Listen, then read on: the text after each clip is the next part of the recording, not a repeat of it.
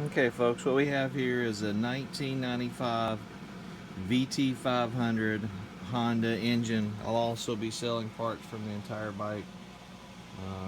But what I want to show you here quickly this morning is that the bike does run. It actually cranks up and runs pretty good. Got it connected up to my charger here. I'll go ahead and put the gas on.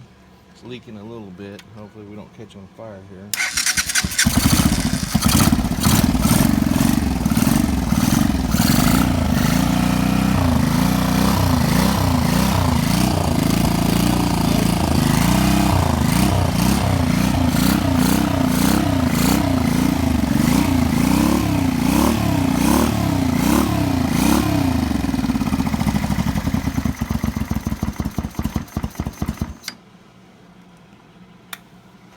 So once again folks, what you got here is a 1985 VT 500 Honda, and as I mentioned, I'll be selling parts for the entire bike, but really what this was for is just to show you that the carburetor is good and cleaner on the inside than it is on the outside, and also the engine, and it runs. You can also hear the pipes.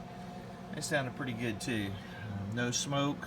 The oil appears to be hot. It's hot.